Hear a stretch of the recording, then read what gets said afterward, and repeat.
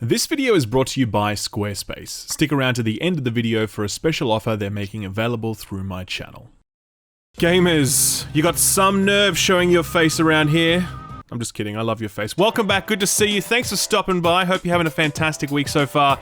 It's week 589 of our lockdown here in Sydney, or something like that. And I had big goals for this lockdown. Lose a few kilos, run 5Ks in less than 25 minutes-ish, read a book a week. How am I tracking against those goals? Well, I'm a few kilos heavier, I've stopped running altogether, and I've forgotten how to read. But my Final Fantasy Machinist just hit level 70, and I'm level 50 in the latest Destiny 2 Season Pass, so I feel really good about how I've spent my time. Now that we're all caught up on the shill-up news, let's talk about some gaming news. Let's start with the juiciest story first. Horizon Forbidden Backflip. God, this was just embarrassing. Okay, so here's how this went down. This week, Sony was hyping up the opening up of pre-orders for Horizon Forbidden West. That's where we're at now, people. Marketing campaigns for pre-order windows. How far we done fall. Anyway, when pre-orders went live, they were accompanied by an FAQ, and in that FAQ, it was revealed that there was no free upgrade path from the PS4 version of the game to the PS5 version. The only way you could get an upgrade at all is if you bought the digital deluxe version of the game for $80 US. Yes, this did come with some other in-game bullshit, but it was essentially locking the PS4 to PS5 upgrade behind this $20 price tag. This sucked for multiple reasons, not least of all because Sony had earlier promised that they would provide a free upgrade path for Horizon Forbidden West. In a blog post from last year, it states that launch games would get a free upgrade, and while there was some ambiguity in that post, it pretty clearly referenced Horizon Forbidden West as being part of that. This was also confirmed by Jim Ryan himself in an interview with the Washington Post dated September 16, 2020. Speaking on games like Spider-Man Miles and Horizon, Ryan said, quote, "No one should be disappointed. The PS5 versions of those games are built from the ground up to take advantage of the PS5 feature set, and we have an upgrade path for PS4 users to get the PS5 versions for free. It's about people having choice. I'm really quite pleased about the situation," end quote. Still, that didn't stop an army of console warriors from defending Sony's clearly bullshit move. When I tweeted about this, it was gross to see the mental gymnastics people were performing to excuse this, and all of it was in vain because in the end, Sony performed the greatest gymnastic move of all time, the corporate backflip. In an update, Sony would go on to say that they missed the mark on this one, as though they were aiming for anything else, and that there would be a free upgrade for Horizon from PS4 to PS5, but that future PS4 to PS5 upgrades would cost $10. This puts Horizon in the ridiculous situation where if you want to buy the PS5 version, you should buy the PS4 version because it's $10 cheaper than the PS5 version, and then you can upgrade it for free. Ridiculous. I'm just gonna say it, Sony are really fucking up how they are handling next-gen upgrades. Xbox is out there providing one price point for all titles, and it's $60 or less, and it's handled by smart delivery anyway, so you don't need to worry about which version you buy. Sony got caught in a lie here, and it only happened because of their backwards, confusing-ass approach to the next-gen transition. I'm as excited about Sony's lineup of first-party exclusives as anyone, but it's difficult to see this as anything other than a massive L for Sony. That upcoming PlayStation showcase scheduled for Thursday had better deliver some God of War Ragnarok gameplay, or I'm gonna be a very unhappy chappy. Speaking of consoles, it looks as though the shortages that have defined the launch of this generation are set to continue for a long time to come. Toshiba are one of the principal manufacturers of the chips that power a range of devices, including game consoles. A company director confirmed to Bloomberg that, quote, "The supply of chips will remain very tight until at least September next year, with some customers not being fully served until 2023, end quote. Scalpers around the world are no doubt rubbing their hands together at this news, but for anyone struggling to get their hands on a PS5 or a Series X or a Switch OLED or a Steam Deck, this news definitely sucks. Speaking of the Switch, there's a rumor doing the rounds at the moment that Nintendo will soon be making Game Boy and Game Boy Color games available on the Nintendo Switch. The rumor got started by Nate the Hate during his podcast and was later confirmed by both Nintendo Life and Eurogamer, with Eurogamer going as far as to say that other retro platforms are also on the cards, though they curiously didn't provide any information on that. Getting old Game Boy and Game Boy Color games playable on the Switch has long been possible using homebrew solutions, but it would be nice if Nintendo let us do it as well, and they get to charge us for it. Apparently though, these games will come as part of the Nintendo Online service, so it's unclear if we'll be buying these or if they'll come bundled with a subscription. Watch this space. One remaster that keeps getting leaked and never gets confirmed is Alan Wake, and we got another leak this week, but it's looking more solid than ever before. Leaked by a Taiwanese retailer, the listing confirms a remaster for the cult classic for Xbox, PS4 and PS5, so it's likely headed to PC as well. There's also a release date listed, October 5th. I do wonder if we'll see a reveal of this at the upcoming PlayStation Showcase. That would make a lot of sense. Quick update on the newly unveiled Marvel Midnight Suns. Firaxis released some gameplay for that this week, and it looks to be built in large part around randomly distributed hero cards, not unlike a deck builder roguelike like Slay the Spire.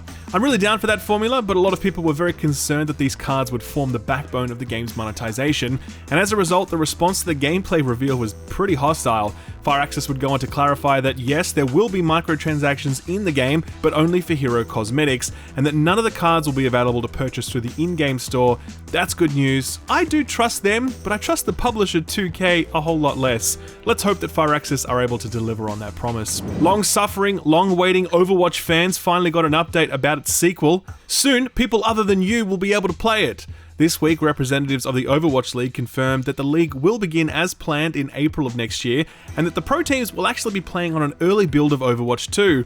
I don't quite understand how this works, but I'm assuming that pro teams will be given early access to the build so they can scrim with it, and then everyone else gets to watch them playing with all the cool new stuff that they can't play with yet. It does take me back to the glory days of Overwatch's original beta, which came to be known as Only Watch, as everyone furiously chased beta access while a select group of influencers all got in no questions asked. If nothing else, the news is an encouraging sign that Overwatch 2 is landing next year, but still no word on exactly when that will be. Speaking of delays into next year, Cyberpunk 2077. Earlier, CD Projekt Red had strongly intimated that we could expect a next-gen update for the game to arrive sometime this year, but back then they probably underestimated how much work would be required to get the last-gen console versions into a passable state. Work on that front still continues and doesn't seem to be making much progress, as new updates seem to make minor improvements while breaking entirely new things. I don't know that we'll ever get a version of Cyberpunk on last-gen consoles that's truly acceptable. A real shame given how many people are stuck with last-gen consoles for a long time yet. With regards to the next-gen update, CD Projekt Red addressed their shareholders this week and were unwilling to confirm that the update would ship before the end of the year. Senior Vice President of Business Development Mikhail Nowakowski said, quote, "The target is to release the next-gen version of Cyberpunk 2077 late this year. At the same time, keeping in mind the lessons we have learned during the past year and taking into account this project still remains in development, we can't say with full certainty that the production schedule will not change," end quote. Lessons learned is a very powerful euphemism for we shipped a console version that we knew wasn't ready and then held back review code from reviewers so no one could cancel their pre-orders, but then everyone found out anyway and we did irreparable damage to our brand. But hey, that's corporate speak for you. Here's hoping CD Projekt Red take their time with this one and only ship it when it's ready. So, what got announced or delayed this week? Not a lot actually, pretty quiet on that front. The only announcement that popped up was for something called Project Magnum. Let's take a look at some of the trailer footage.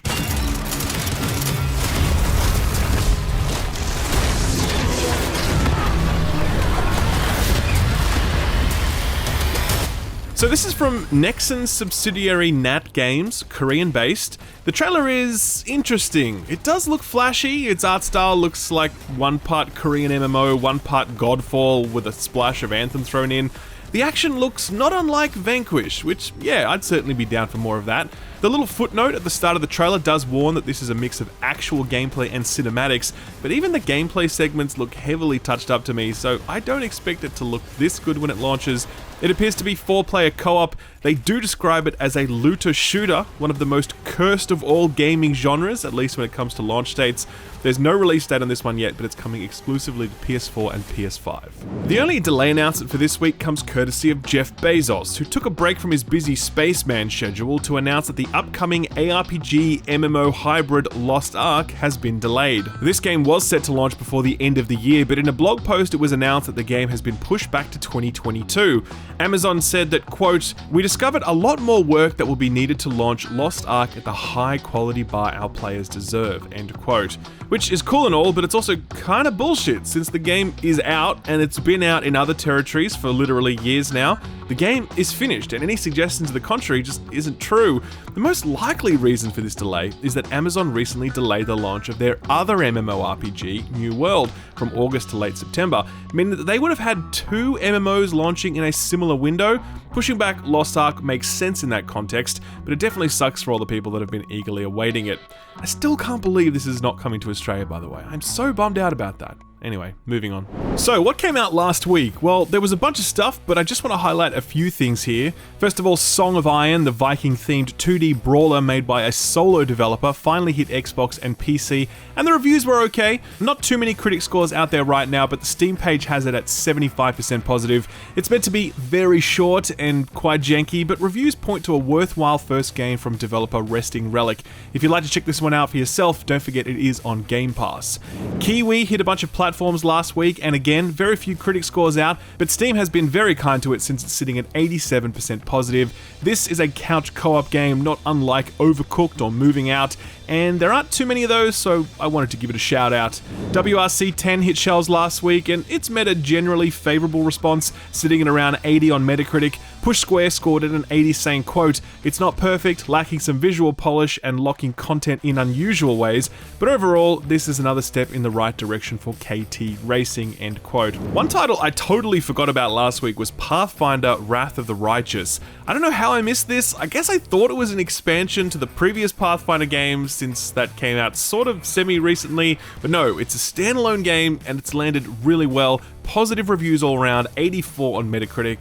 I am very much looking forward to the Mandalore gaming review. Finally, one last title worth checking out, Golf Club Wasteland. It arrived on all platforms last week, and it's doing spectacularly well on Steam, 93% positive in fact. Most of the reviews point to a game with some fairly lackluster golfing action, but that isn't the point. It's about the story and the world, and everyone is saying that that stuff is just wonderful. This game is also really cheap. It's like $10 Australian, so it might be worth taking a chance on it if you have a few hours spare. So, what's coming out this week? Well, first up is Fallout meets Stalker Hybrid Chernobyl Light, which released last month on PC after a lengthy early access period, and is today making its way to Xbox and PlayStation consoles. The game met solid reviews and is sitting at around 87% positive on Steam right now. This is a lot more Fallout than it is Stalker though, with a big focus on base building and squad management, so make sure you know what you're getting yourself into with this one. I recommend the G-Man review. I'll leave a link in the description below. Encased leaves early access for PC today. It's a sci-fi CRPG. I heard some good things about it from a few people who've played it. It's sitting at 86% positive on Steam, so it's clearly got something going for it. Fist Forged in Shadow Torch arrives today for PS4 and PS5. I saw this one a while back on a PlayStation showcase, and it looked cool. You play as a very angry bunny rabbit who punches stuff. What's not to love? Apparently, not much, because the reviews came in for this overnight and they're very positive. It's sitting at 81 on Metacritic with 13 positive reviews, 2 mixed and no negative. Press Start Australia scored at an 80, saying, quote, Fist Forged in Shadow Torch is a very competent, very good-looking foray into the Metroidvania genre with solid platforming and exciting, demanding arcade combat, end quote. Vampire the Masquerade Blood Hunt arrives today in early access for PC, and it's free to play. This is not the Vampire the Masquerade game we've all been waiting for though. That one is well and truly stuck in development hell and may never see the light of day as they try to find a new development studio for that game. That is a true story. This game is a vampire-themed battle royale game. I was skeptical about this at first, but I saw some gameplay and you know what, it looks okay. I wonder if the vampire fanbase are going to take to this one though, because competitive multiplayer battle royale isn't what most vampire fans are chasing. If this game is to succeed, it's probably going to have to pull in a new audience, which is not easy given how crowded the battle royale and competitive multiplayer space is. Anyway, I wish the developer Shark Mob well, and if you're curious, you can download and try this one for free right now or in the next few hours, something like that. The last big release du jour is Sonic Colors Ultimate, arriving today on every platform, and whoa boy, has this one bombed hard. The entire internet is awash with clips and videos highlighting just how bad this remaster is, with issues ranging from bugs to terrible lighting changes to a sound mix that will randomly play sounds in either the left or the right channel for no particular reason. I've seen a handful of videos and all of them just showed how bad this was, And not just the Switch port, mind you, since that one's getting a lot of heat for being particularly bad, but they're all bad, and all worse than the original, and all worse than what you could enjoy through an emulator. Big swing and miss for Sega here, and I say Sega because I know how upset you Americans get when I say Sega, and also because Sega is probably the correct way to pronounce it. I don't know, I'm from Australia, what do we know? There's other big releases this week as well. Life is Strange True Colors hits all platforms on the 10th. EA's Lost in Random arrives for PS4, Xbox One, and the PC on the 10th as well. This one has really slipped in very quietly, revealed during EA Play in July, and then it's never mentioned again. It's a shame because it looks really great, but there's just no marketing spend behind it. I think we can expect reviews out in the next few days. Very keen to see how this one lands since EA's other indie-esque offerings have been very good, including It Takes Two, which is frankly phenomenal. NBA 2K22 comes out on all platforms on the 10th and absolutely no one cares. JRPG fans, I feel like this has been a good year for you guys, and the hits keep rolling with the release of Tales of Arise hitting all platforms except the Switch on the 10th. I've only seen and heard great things about this one, helped in large part by a demo released a few weeks back. I don't have time for this as I'm working on other reviews at the moment, but I wish I did. It does look nice. And finally, likely to outsell all of the aforementioned tenfold is WarioWare Get It Together. It's another WarioWare title full of ridiculous microgames that are the hallmark of the series. It's been a long time since this series has had a release, and it's well timed because I'm stuck in lockdown and my wife hates video games, but I think I can trick her into playing this one, and that's going to be a much better way to pass the time than watching The Bachelor. I'm lying, of course. I love The Bachelor. It's top tier television. You guys just don't get it. Put this on your radar. My nan called it the end of time. Dad called it a waste of good beer. Me, I called it another day in bloody paradise. Okay, so obviously I'm a little biased here since this game is made here in my motherland, made by people from my motherland, and it's about my motherland. But none of those things did any favors for Baz Luhrmann's Australia, so I guess I'm not such a jingoist after all. Unlike Baz's Gone with the Down Under, Broken Roads looks so refreshing because it's not packed with bullshit Australiana, but nor is it the inevitable post-apocalyptic endpoint of the Australian experiment, Mad Max. It's somewhere right between those two, and it feels so authentic because of it. The locales, the flora and fauna, the color palette, all of this just looks so damn good. I've never seen a game that actually tries to do Australia properly, but this looks like it's doing it. It doesn't hurt that this is a narrative-driven RPG. It's not Disco Elysium, mind you, since the developers did explicitly point out that they push back against pressures to copy the Disco Elysium formula. Broken Roads does have combat, so it's not just about the talkie-talkie. It's also about throwing down and hopefully fist-fighting some kangaroos. I really, genuinely cannot wait for this one. I think it looks fantastic. No release date yet, but it's coming in 2022. Wishlist it right now on Steam if you like. I'll leave a link in the description below. Sort of free stuff time. First week of a new month, which means there's always plenty of juicy stuff on the menu. First up, as almost always, is Epic. Right now you can get the mail delivery pinball game 2D platformer thing, Yoku's Island Express. Getting quick though, because on the 10th that will tick over to Sheltered, which is basically Fallout Shelter, but less pretty and apparently much deeper. It was released back in 2015, so it's a little old these days, but if the post-apocalypse and retro graphics are your jam, then hey, it's free. Can't complain too much. Game Pass got its monthly refresh, and it's not the strongest Game Pass month we've seen, but there's no such thing as a bad month on Game Pass, and this month is no different. Surgeon Simulator 2 is in the mix if you're feeling particularly bloodthirsty. Breathage is in there. Now this one I reviewed when it left early access, and sadly I just couldn't recommend it. It starts really strongly, promising a sort of Subnautica in space, but in its second half it completely abandons all of that and devolves into a walking simulator where you just walk up and down these boring ass corridors, and the narrator is annoying as hell. Jesus Christ. Sad to say it, but I think give this one a miss. Speaking of corridors, Final Fantasy XIII is also there. Much ink has been spilled on the controversial entry in the legendary series. You either like it or you don't know because you haven't played it. Well, now you can make up your mind thanks to Uncle Phil. Thanks, Uncle Phil. Don't worry, Sony ponies, I got you covered. Though to be honest, I don't have quite the same affection for Uncle Jim after his Horizon Forbidden West shenanigans. Still, he's plugging away at PS Now, slowly building out Sony's answer to both Game Pass and xCloud.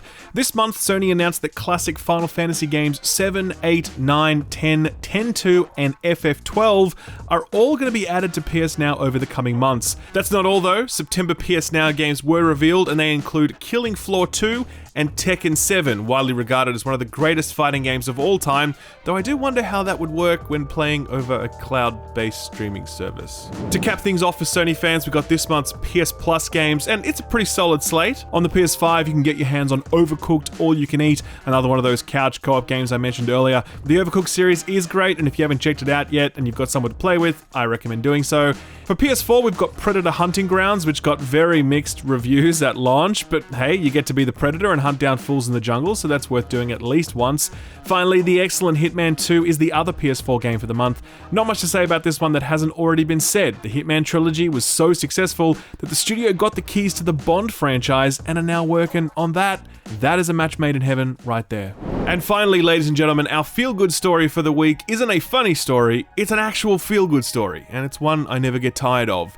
This week, Hello Games released the latest expansion for No Man's Sky. The Frontiers update is another mammoth content drop featuring planetary settlements you can both discover and build, a radical overhauling of their construction tools, the ability to act as an overseer and settle disputes between feuding alien neighbors, interstellar nebulas for even prettier skyboxes, new companions added, and heaps of other stuff as well. Frontiers is the 18th named update for the game since it released back in 2016. For 5 years, this team has been plugging away, adding massive amounts of new features and content, and they haven't charged a single cent for any of these updates. They've all been totally free. Many of you would already know a lot of this, but what you might not know, and what I certainly didn't know, was that during that entire time, No Man's Sky was never able to reach mostly positive on Steam. This meant that whenever anyone viewed the game, they'd always see that worrying mixed review status. Well, 18 free updates and 129,000 reviews later, Hello Games have done it. No Man's Sky currently sits at mostly positive on Steam.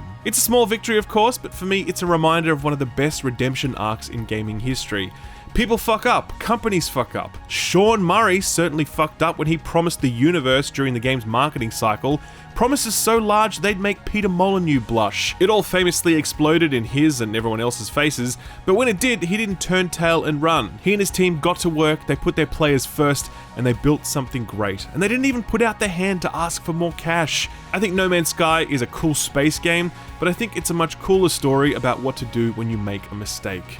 Congrats, Hello Games. Please start charging us money for updates now. You've been doing this for too long. We're all starting to feel very guilty here.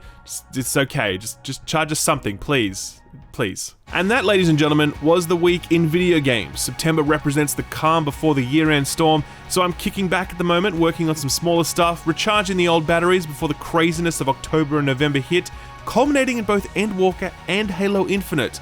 God help me, rip my sleep schedule. Thank you as always for stopping by, and if you enjoyed yourself, then it would be superb if you could drop a cheeky like on the video, maybe subscribe and ding that notification bell, you know, why not? Have a fantastic week, and don't forget to check out this week's sponsor, Squarespace.